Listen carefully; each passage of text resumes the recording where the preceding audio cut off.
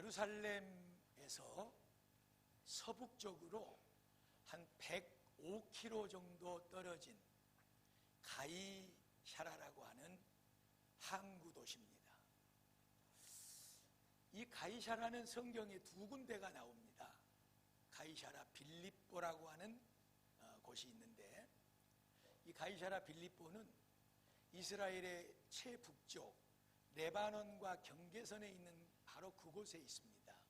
거기서 베드로가 그리스도는 살아계신 하나님의 아들이라고 그렇게 고백을 한 그 장소가 바로 가이사라 빌립보고, 오늘 여러분들이 보고 있는 저 사진의 가이사라는 예수님이 태어나시기 전에 25년도부터 13년도까지 무려 12년 동안이나 그 당시에 헤롯 대왕이 이 로마의 통치를 받으면서 로마의 초대 황제 가이사 아구스투스라고 하는 이 황제에게 이 도시를 바치기 위해서 건설한 도시가 바로 가이사입니다.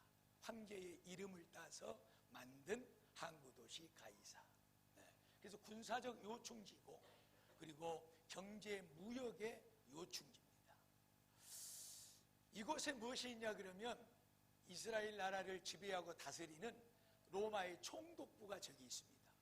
그래서 저는 원형 경기장과 그리고 저쪽 끝에 바다 쪽에 보이는 이런 거대한 항구, 이런 것들이 예수님이 태어나시기 전에 그리고 20년도에 그렇게 거대하게 건설이 된 도시입니다. 우리가 사도신경에도 만날 수 있는 한 사람의 인물, 본디오 빌라도, 예수님에게 사형 선고를 내렸던 그 빌라도가 총독으로 있을 때에도 여기에 관저가 있었고 여기서 이스라엘을 통치하고 다스렸습니다. 이런 가이사에 사도행전 2장 1절 말씀부터 보면 고넬료라고 하는 사람이 있었는데, 그 고넬료는 경건하여 온 가족들과 더불어 하나님을 경외했다. 잘 섬겼을 뿐만 아니라 그리고 많은 사람들을 구제했고 도와줬고, 그리고 하나님 앞에 어떻게 기도했더라? 항상 기도했더라. 항상 기도했더라. 이 고넬료라고 하는 사람은 말씀드렸던 대로 이 가이사라에 파견을 나온 로마의 군대 장교입니다. 그런데 이 사람이 그 지배하고 있는 그 땅 나라 이스라엘의 하나님을 받아들인 거예요. 그런데 이게 보통으로 받아들인 게 아니라 그가 얼마나 하나님을 잘 섬겼든지, 하나님 앞에서 믿음으로 살았던지, 그에게 붙여준 그 말씀 속에 경건했더라고 하는 말이 있어요. 그래서 온 식구들과 더불어서 하나님을 경외했다. 하나님 앞에 두려움과 떨림으로 하나님을 잘 섬겼다. 그럴 뿐만 아니라 밖으로도 많은 사람들을 도와주는 일을 했었고, 그리고 어떤 일이 있을 때마다 항상 하나님 앞에 기도로 모든 것을 구하고 맡기고 지혜를 구하고 풀어가는 그런 훌륭한 믿음을 가진 소유자였더라. 그래서 그런 고넬료를 하나님께서 가만 놔두겠습니까? 그 진실된 그런 고넬료의 믿음을 받으시고 하나님께서 베드로라고 하는 사도를, 예수님의 제자를 이 고넬료의 가정에 보내죠. 거기서 이 고넬료에게 베드로가 했던 중요한 일이 있는데, 그것은 뭐냐 그러면 고넬료 백부장 군대 장교부터 시작을 해서 그 섬기는 가족 식구들까지 다 세례를 베풀었어요. 중요한 것은 뭐냐 그러면 신약 성경에 이때 당시만 하더라도 이방 사람들, 다른 나라 사람들에게는 세례를 베풀지 않았습니다. 오직 하나님은 유일한 이스라엘 유대 민족의 하나님일 뿐이었어요. 그런데 엄청난 환상을, 그런 의식과 믿음을 가지고 있는 베드로에게 보여주시고, 하나님, 나는 저런 속된 것을 먹을 수가 없습니다 하고 꿈속에, 환상 속에 이 돼지들 먹지 말라고 성경에 된 그런 것들을 보따리에 보여주면서 먹으라고 그러는 거예요. 내가 이것을 정결하게 했으니 먹을지어다. 나중에 알고 보니까 이제 이 베드로를 이 고넬료의 집에 보내신 거예요. 그래서 이방 사람 중에 최초로 제자에게 세례를 받은 가정이 사람이 바로 고넬료라고 하는 인물입니다. 하나님의 놀라운 축복과 사랑을 받았죠. 이 일을 인하여 여러분들이 신약 성경에 너무나도 잘 알고 있는 바울 사도, 이 바울은 본래부터 하나님 앞에 이방 지역에 가서, 그러니까 이스라엘 나라가 아닌 다른 나라에 가서 복음을 전하는 사명을 받은 그런 유일한 절대적인 하나님의 제자입니다. 그런데 만약에 여러분, 이 베드로가 이방 사람 고넬료에게 세례를 베푸는 이 일이 없었다면, 고넬료라고 하는 이 이방의 사람이 그것도 높은 신분을 가지고 다스리는 나라에 와서 그 다스림을 받는 그 나라의 신을 받아들이고 이렇게 간절하게 절실하게 참된 믿음을 가지고 경건하고 경외하는 마음으로 하나님을 섬기는 사람이 됐습니다. 이 사람을 하나님께서는 베드로를 통해 세례를 베푼 거예요. 당시의 최고의 지도자 베드로. 그러므로 바울이 넉넉하게 활발하게 예수 그리스도의 복음을 가지고 이방 땅의 선을 넘어서 이스라엘 민족이 아닌 이방 민족들에게 예수를 전하고 세례를 주는 이 일이 바로 이 사건으로부터 시작된 것이나 다름이 없다. 할렐루야. 좀 이제 이해가 되십니까? 예. 얼마나 여러분, 우리 성도들의 신앙생활이 정말로 주님, 저도 하나님 앞에 경건하게 살고 싶어요. 그리고 나뿐만 아니라 다른 사람들을 섬기고 도와주고 무슨 일을 당하든지 기도하면서 하나님의 도우심을 받고 살고 싶어요. 비록 이방 사람이었지만 자기의 높은 신분을 가지고도 그것을 내려놓고 다스리는 속국의 나라의 신을 받아들이고 참으로 그 나라 땅의 사람보다도 그 나라의 지도자들보다도 더 엄청난 경건과 경외심을 가지고 하나님을 섬기는 이 백부장을, 고넬료를 하나님께서는 받아주시고 그에게 놀라운 축복을 베풀어 주신 줄로 믿습니다. 하나님에게 이 큰 사랑과 은혜를 받을 수 있었던 이 고넬료 백부장의 가장 중심적인 것은 뭐냐? 그것은 바로 이 단어지요. 그가 뭐 했더라? 경건했더라. 그리고 온 지방과 더불어서 하나님을 잘 섬겼더라. 이거예요. 이렇게 하니까 하나님께서 그 고넬료를 받아주셨고 그 고넬료의 가정에 베드로를 보냈고 그리고 바울을 통해서 이방의 문을 열고 들어가서 예수의 복음이 땅끝까지 증거되는 그 시초의 일을 시작할 수 있는 바로 시초와 터전의 문을 열게 만드는 사역자로 일꾼으로 쓰임받게 만드는 이 놀라운 세례의 역사, 다른 사람이 아닌 바로 고넬료라고 하는 사람에게 베풀어 준 거죠. 왜?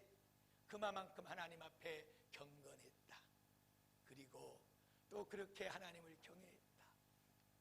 오늘 우리가 본문으로 삼고 함께 읽은 디모데전서 4장의 7절 8절 말씀을 보면 이런 말씀이 나오잖아요.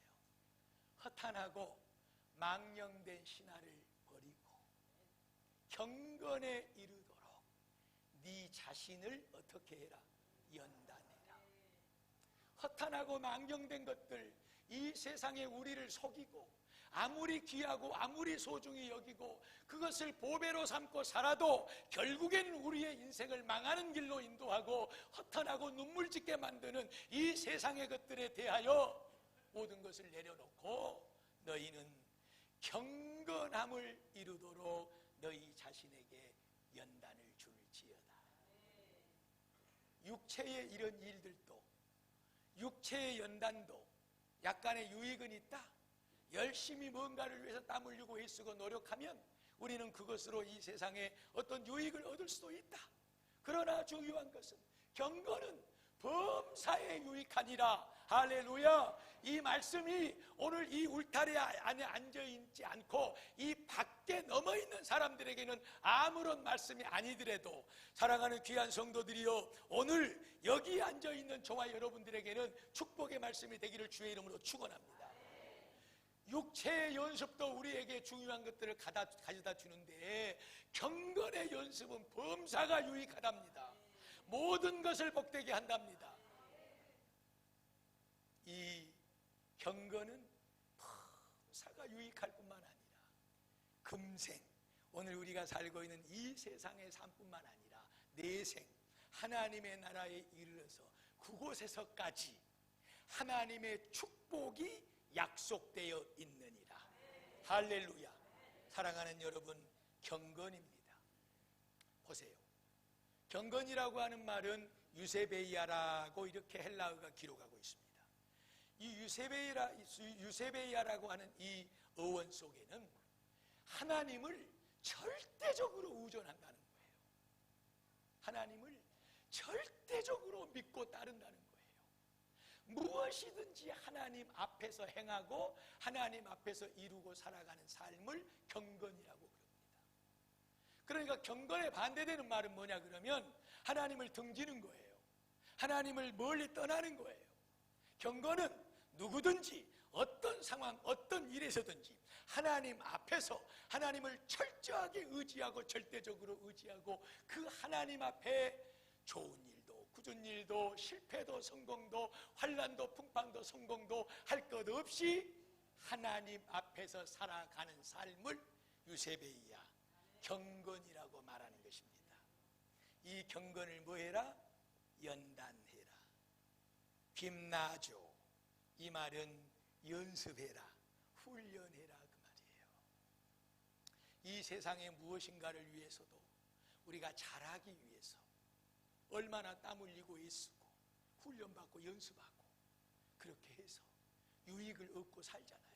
그런데 범사에 유익을 주고 이 세상에 사는 날 동안 뿐만 아니라 우리의 영생의 세계 속에서도 하나님의 약속된 복을 누리게 만드는 이 경건의 문제에 대하여 사랑하는 베델교회 성도들이여 연단할지어다, 굽나죠, 연습하고 훈련받을지어다. 할렐루야. 귀한 말씀이에요. 그래서 오늘 이 바울은 자기가 결혼을 하지 않았기 때문에 육신으로는 자식이 없습니다. 그런데 영적으로 정말로 자식처럼 여기고 의지하기도 하고 가르쳐 이끌어가는 그런 디모데라고 하는 영적 자녀에게 너는 이것을 꼭 너 자신도 이룰 뿐만 아니라 많은 사람들에게 가르칠지어다, 이렇게 말씀하고 있습니다. 2020년도를 시작하면서 우리가 영시 예배 때부터 오늘 셋째 주일까지 달려왔습니다. 여러분, 영시 예배 첫 시간 새해를 딱 맞이하면서 정확히 시계가 12시를 넘어갈 때 우리에게 하나님께 주시는 말씀이 있었습니다. 그것은 마태복음 4장 1절, 예수님께서 성령의 이끌림 받아서 광야로 가서 마귀에게 시험을 받으시더라.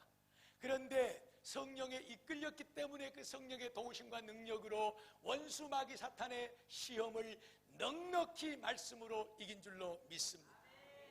이 삶이 성도의 복된 삶인 거예요. 하나님 앞에서의 삶인 거예요. 두 번째 새벽기단을 통해 드린 말씀이 있죠. 시편 1편 1절로 3절, 복이 있는 사람은 악인의 길을 쫓지 않고 죄인의 길에 서지 않고 오만한 자의 자리에도 앉지 아니하고 오직 여호와의 율법을 즐거워하여 그 율법의 말씀을 주야로 묵상하는 자로다. 이는 마치 그 인생이 시냇가에 심어진 나무와 같아서 철을 따라서 열매를 맺을 뿐만 아니라 그 이파리가 사시사철 마르지 아니함 같이 그가 하는 모든 일이 다 형통하리로다. 할렐루야. 얼마나 복된 말씀입니까? 저와 여러분에게 하나님께서 두 번째로 주시는 말씀은 올 한 해 우리의 삶을 말씀에 심어 살자는 말씀을 주셨습니다. 다른 어떤 것에 우리의 생각을, 감정을, 우리의 언어를, 우리의 육체의 움직임을, 우리가 하는 일들을 심어서 그 양분을 먹고 우리가 자라는 것이 아니라 오직 모든 일을 하나님의 말씀에 심어서 그 말씀으로 말미암아 사철풍성한 열매를 맺고 이파리가 마르지 않는, 이것은 너희 하는 모든 행사가 형통하게 될 것이니라. 이 복을 누리자는 말씀을 들었고, 세 번째로는 누가복음 22장 39절, 예수님께서 십자가라고 하는 엄청난 사역, 이 무거운 짐을 앞에 놓으시고 습관을 따라서 감람산으로 기도하러 가셨다고 했어요. 뭘 따라서? 습관을 따라서. 그래서 2020년도에는 정말 우리가 기도의 거룩한 습관을 갖자. 어떤 일을 당하든지, 우리가 어떤 환경에 처하든지 살아계신 하나님 앞에서 경건함으로 마치 고넬료 백부장이 하나님께 항상 기도했던 것처럼 우리도 항상 모든 일에 기도로 하나님 앞에 의탁하고 맡겨서 하나님의 도와주시고 이루어지시는 축복을 누리고 살자. 할렐루야. 하나님이 우리에게 주신 귀한 말씀이었고, 그리고 이사야 26장 3절 말씀을 여러분들에게 소개해드린 적이 있습니다. 주께서 심지가 견고한 자를 평강의 평강으로 축복하신다고 했어요. 왜 그러냐? 그 뒤에 나오는 말씀이 이는 그가 주를 의지했기 때문이니라. 믿음 변치 말자. 올 한 해 정말 우리에게 어떤 일이 생겨도 우리의 믿음의 심지를 굳건하게 하자. 그래서 하나님이 주시는 평강으로 오늘 우리의 삶이 풍성해지는 복을 누리기를 축복합니다. 이것이 4일 동안 하나님께서 우리에게 주신 말씀이었고, 그리고 지난주의 말씀을 여러분 기억해야 할 필요가 있습니다. 사무엘상 2장 30절, 누구든지 너희가 나를 귀하게 여기면 나도 너희를 귀하게 여길 것이다. 그러나 누구든지 나를 멸시하면, 나를 무시하고 나를 인정하지 않으면 내가 그 사람을 경멸할 것이니라. 하나님은 당신을 귀하게 여기고 귀하게 섬기는 자를 귀하게 여겨주신다고 말씀을 했습니다. 그래서 지난주 본문 말씀이 역대상 29장 28절 말씀이 중심이었잖아요. 그 말씀은 뭐냐? 다윗은 나이가 많아 늙어 죽도록 하나님을 존귀하게 여기고 귀중하게 여기는 삶을 살아서 하나님께서 그에게 부자 되게 만들고 그의 인생을 존귀하게 만들어 주셨다. 할렐루야. 여기까지가 지난주까지의 말씀입니다. 왜 다시 한번 지나온 말씀들을 우리가 이렇게 더듬어 봅니까?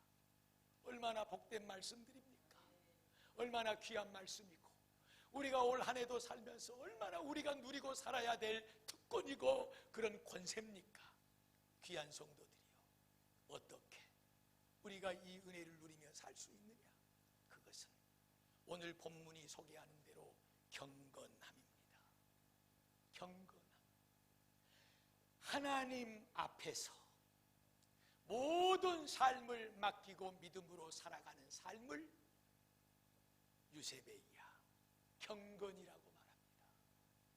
이 경건이 흐트러지지 않도록 김나죠, 훈련하라, 연습하라. 이것을 놔버리면, 이것을 멀리해버리면 아무리 잔잔한 시냇가에 심어서 사철 열매를 맺고 싶어도, 모든 일을 형통하게 하고 싶고, 그리고 성령의 인도함을 받아서 어디를 가든지 어떤 유혹과 시험이 있어도 하나님의 말씀으로 척척 감당하며 이기며 승리하는 삶을 살고 싶어도, 예수님처럼 무거운 짐을 앞에 놓고 습관을 따라서 어떤 일을 당하든지 기도로 승리하고 싶어도, 내 마음의 심지를 굳건히 해서 흔들리지 않는 믿음으로 하나님 앞에 살고 싶어도, 고린도후서 1장 20절 하나님의 약속은 얼마든지 그리스도 안에서 예가 되나니 그러므로 우리가 아멘하여 하나님께 영광을 돌리게 될지어다. 아멘 아멘 하고 하나님 앞에 그 놀라운 축복을 받아 누리고 싶어도 경건함, 하나님 앞에 서 있는 우리의 믿음의 삶을 연단하지 않으면 될 수 없습니다. 주부들이 주방에 서서 몇십 년을 거기서 요리를 합니까? 안 해본 저에게 도마와 칼을 주고 무슨 요리를 시킨다면 얼마나 더디고 어렵겠습니까? 칼을 잡은 지가 세월이 긴 만큼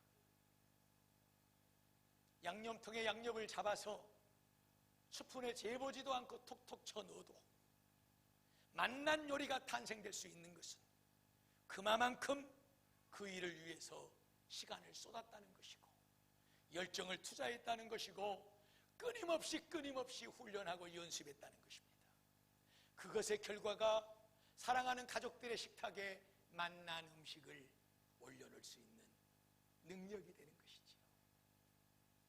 운전대를 잡고 운전면허 시험을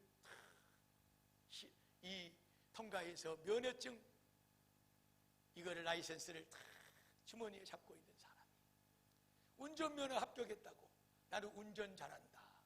아무리 운전면허증이 100장이 돼도요 필요 없습니다. 차를 올라타서 돌아보고 가보고 그리고 또 실수도 일으켜보고 하면서 시간을 투자하면 투자할수록 연습하면 연습할수록 더 운전의 실력이 늘어나고 이제는 그저 횡단보도에 좀 빨간 신호등 섰다가 신호가 바뀌니까 핸들 잡지 않고 그냥 슬쩍이 브레이크를 싹 떼고 엑셀을 밟아도 그냥 손잡지 않고 가도 그냥 차가 어디만큼은 갑니다. 어디만큼. 얼마나 연습을 했길래 자전거를 타는 사람이 손을 놓고 그냥 뒷짐치고 요러고 좁고 갑니다. 옆에서 지켜보는 사람은 오 자꾸라질라고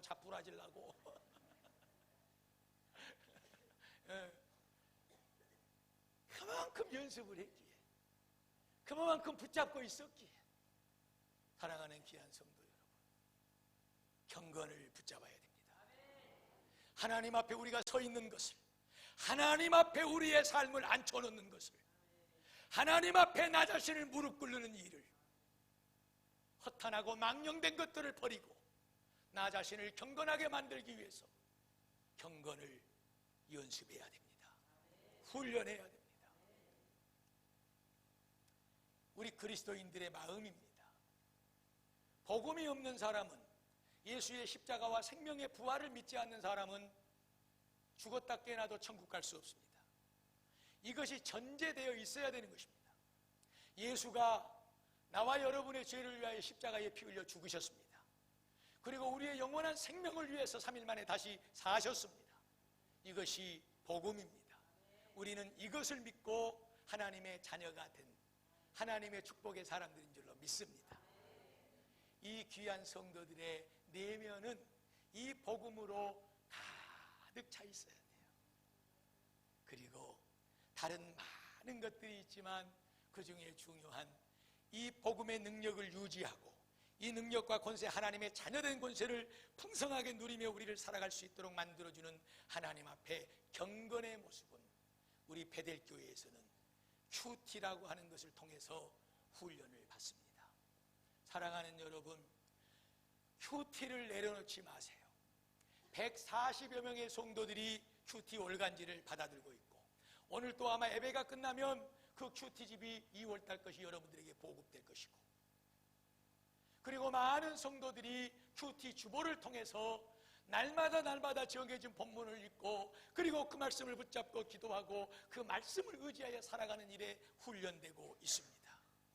사랑하는 베델교회 성도들이요, 이 큐티를 놓지 마시기를 축복합니다. 이것을 끝까지 붙잡고 가시기를 바랍니다.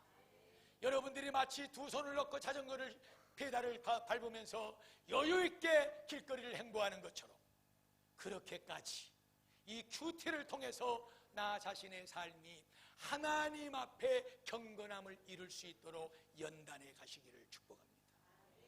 슬그머니 내려놓은 분들 많이 계시죠? 슬그머니 내려놓은 분들 명심하시기 바랍니다. 이것이 아니면 뭘로 하루 종일 하나님을 찾으십니까? 사랑하는 여러분, 큐티라고 하는 이 방법을 통해서 여러분들이 하나님의 말씀을 그래도 하루 중에 몇 절이라도 읽으시고, 그래도 그 말씀을 붙잡고 기도하고, 큐티 아닌 것 때문에 하나님 앞에 나 자신을 엎드려 무릎 꿇게 만들어 놓은 이것이 아니고서 무엇을 가지고 여러분이 하나님을 찾으시냐고요? 무엇으로 여러분이 하나님의 말씀 앞에 엎드리냐고요?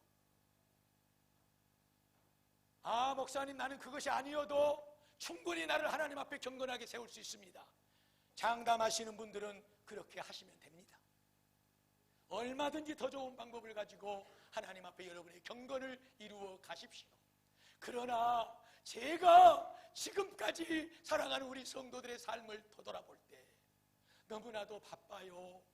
너무나도 힘든 삶을 살아요. 너무나도 많은 것 때문에 묶여서 하나님의 말씀 한 절 펼쳐서 읽어볼 수 있는 시간이 없고, 잠시라도 무릎을 꿇고 기도할 수 있는 시간이 없는 것을 볼 때 안타깝기가 그지없습니다.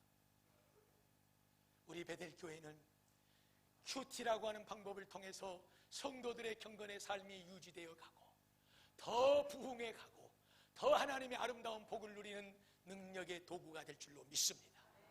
귀한 성도들이여, 꼭 큐티를 놓지 마십시오.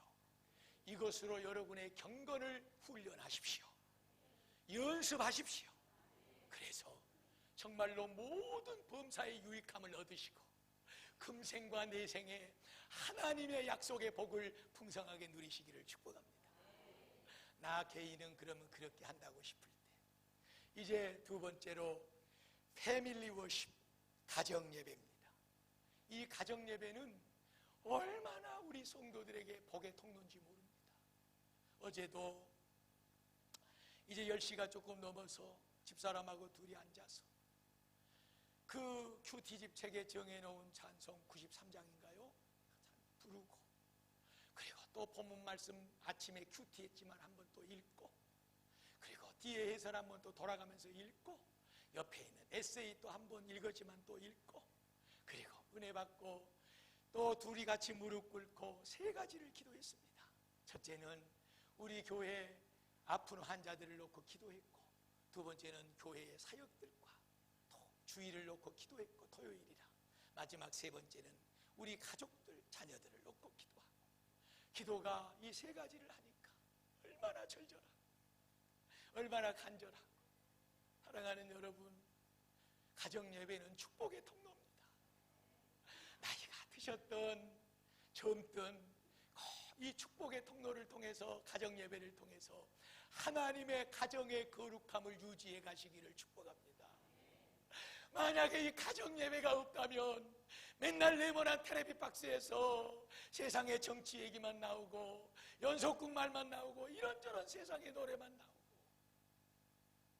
이것이 아니라면 가족이 어떻게 한번 나란히 마주 앉아서 뭔가를 이런저런 것을 얘기하고 기도해 볼 시간이 있는가?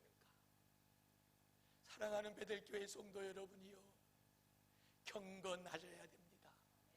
경건을 연단받으셔야 됩니다. 경건을 연습하고 훈련해야 됩니다. 우리 베델교회는 큐티와 가정예배로, 개인은 큐티로, 가정은 가정예배로 하나님 앞에 경건을 이루어서 하나님의 금생과 내생에 약속된 놀라운 복을 충분하게 누리고도 남는 복이 임하기를 축복합니다. 이 귀한 은혜가 저와 여러분의 것이 되기를 소원합니다. 2020년도에도 다 하여튼 이 큐티와 가정예배를 말씀할 거예요. 그래서 돌아오는 주일은 명절 뒤이기 때문에 잠깐 건너뛰고 2월 첫째 주일부터는 더 세밀하게 가정예배와 큐티에 관련된 말씀을 전하려고 그럽니다. 왜냐하면 정말로 우리가 이 두 가지를 붙잡고 경건해져야 되거든요. 하나님 앞에 우리의 삶을 놓아야 되거든요. 그럴 때 하나님께서는 우리를 받으시고 범사에 유익한 모든 복을 허락해 주시기 때문입니다. 이 복으로 2020년도에는 풍성해지기를 축복합니다.